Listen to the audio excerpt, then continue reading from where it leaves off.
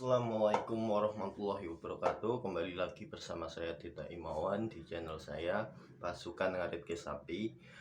Di sini saya ingin membagi sama teman-teman formasi CPNS untuk instansi Kejaksaan Agung Republik Indonesia. Kita ketahui bersama bahwa sebentar lagi mungkin pertengahan bulan ini atau akhir bulan sudah dimulai rekrutmen CPNS, dan untuk formasi dari berbagai instansi sudah ada sedikit bocoran, mulai dari instansi-instansi pemerintah pusat maupun juga pemerintah daerah di medsos maupun juga di laman-laman resmi mereka. Dan untuk formasi di Kejaksaan Republik Indonesia sendiri, rekan-rekan bisa melihat juga di Instagram Kejaksaan Republik Indonesia ataupun juga Biro Kepegawaian Kejaksaan Republik Indonesia. Dan di sini saya juga akan merangkai beberapa formasi yang keluar di tahun 2021 ini. Untuk formasi kejaksaan tahun 2021, total formasi ada 4.148 formasi CPNS yang terdiri dari 494 pengawal tahanan atau pengawal narapidana, yaitu dengan kualifikasi pendidikan SLTA sederajat. Syaratnya yang utama harus memiliki sertifikat komputer dan juga sertifikat bela diri, dan juga harus mampu memperlihatkan keahlian bela diri. Untuk yang kedua, ini masih simpang siur ada apa enggak, tapi karena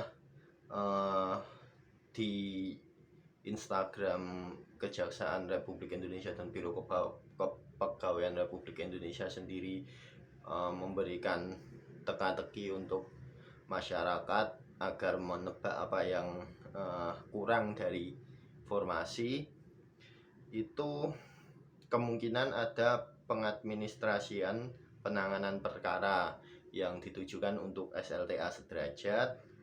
Dan untuk formasinya kita lihat ke depannya bagaimana. Kemudian ada lagi, itu tadi dua formasi yang dari SLTA sederajat. Sekarang kita kembali ke formasi dari diploma. Untuk diploma ada beberapa formasi, antara lain peranata barang bukti yang membutuhkan 527 personal ataupun pelamar, di mana kualifikasi pendidikan pendaftar harus D3 administrasi, D3 komputer, D3 perkantoran, D3 manajemen atau D3 sekretaris. Kemudian ada 59 pengelola data perkara dan putusan, kualifikasi pendidikan antara lain D3 administrasi pemerintah, D3 teknik informatika, D3 manajemen informatika, D3 administrasi perkantoran, dan D3 manajemen. Kemudian untuk auditor ada jabatan 66 terampil auditor yang dengan kualifikasi pendidikan antara lain D3 akuntansi, D3 ekonomi, dan D3 manajemen.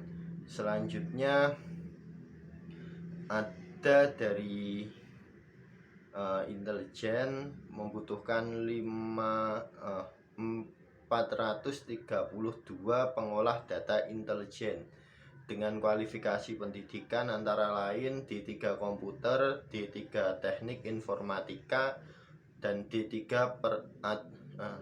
administrasi perkantoran maksud saya.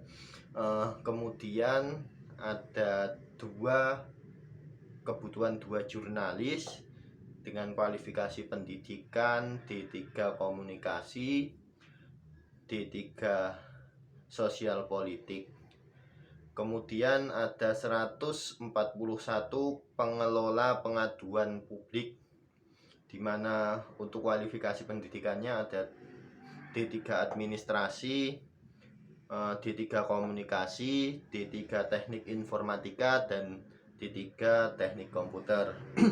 Kemudian formasi yang paling ditambah-tambahkan untuk rekan-rekan yang bergelar sarjana hukum ada 100 jaksa. Kenapa tahun ini kebutuhan jaksa sangat tinggi? Karena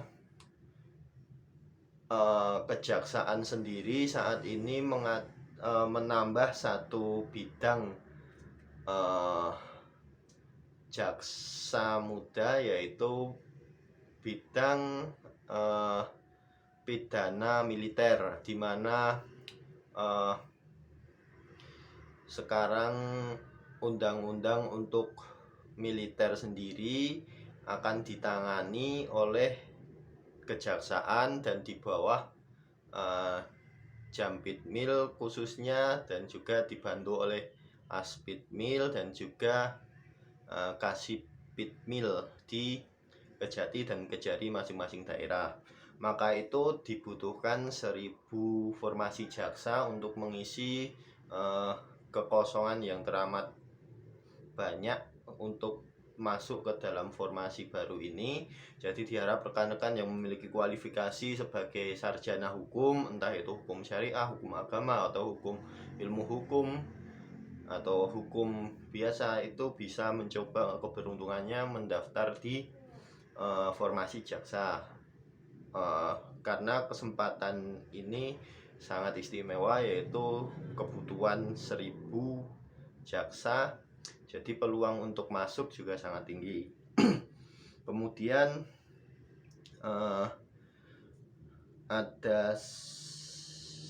dari strata 1 lainnya ada 179 ahli pertama Pranata Komputer dengan kualifikasi pendidikan antara lain S1 Komputer, S1 Teknik Informatika, dan S1 Sistem Informasi.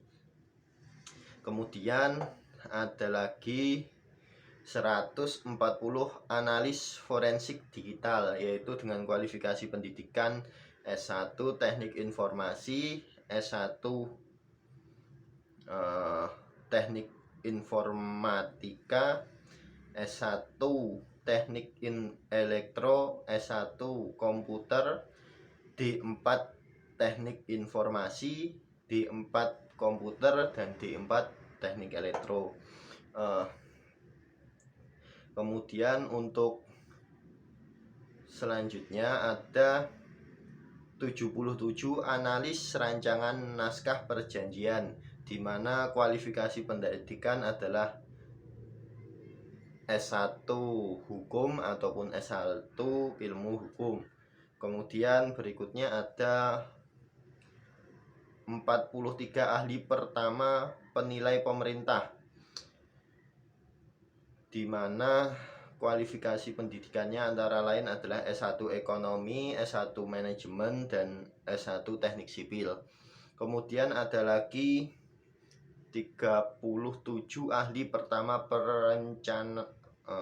perencana, di mana kualifikasi pendidikan antara lain adalah S1 Ekonomi dan S1 Manajemen. Kemudian ada 5 ahli pertama penerjemah, di mana kualifikasi pendidikan yang diterima adalah S1 Bahasa Inggris dan S1 Bahasa Mandarin. Kemudian ada 10 tenaga kesehatan. Tenaga kesehatan dibagi menjadi 10 bagian, antaranya adalah spesialis gigi, spesialis syaraf, spesialis gigi dan mulut, spesialis syaraf, spesialis anak, spesialis bedah umum, bedah syaraf, spesialis kandungan, spesialis mata, spesialis radiologi, spesialis rehabilitasi medik, dan spesialis THT. Kemudian yang terakhir ada ahli pertama peneliti, di mana rekan-rekan yang berkualifikasi pendidikan dengan gelar magister ilmu hukum ataupun juga ilmu sosial diperkenankan untuk mendaftar di formasi ahli pertama peneliti ini. Mungkin cukup sekian yang bisa saya sampaikan. Ada beberapa poin penting yang harus saya sampaikan untuk tahun ini. Bagi rekan-rekan yang lulusan sarjana ekonomi tapi bidang akuntansi memang belum ada formasi, jadi bisa untuk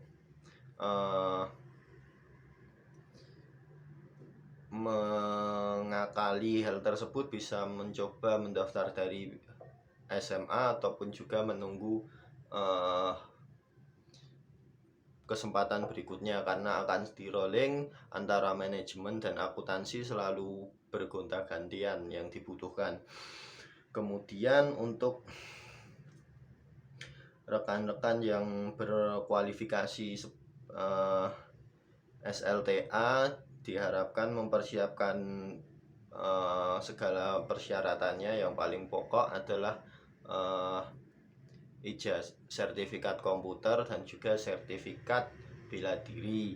Untuk rekan-rekan lain di formasi selain SLTA diharap untuk ketersediaan ataupun juga mempersiapkan TOEFL dengan skor minimal kalau nggak salah antara 425 sampai 450-an. Untuk jaksa kalau nggak salah 450-an.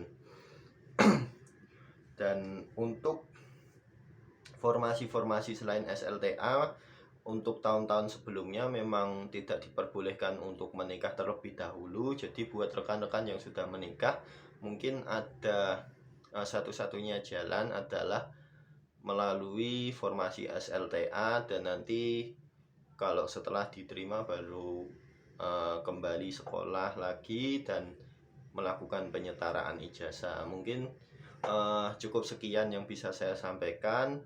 Ada kurang dan lebihnya saya mohon maaf. Kalau ada yang bisa menambahi, silahkan langsung komentar di bawah ini. Akhir salam, wassalamualaikum warahmatullahi wabarakatuh. Terima kasih.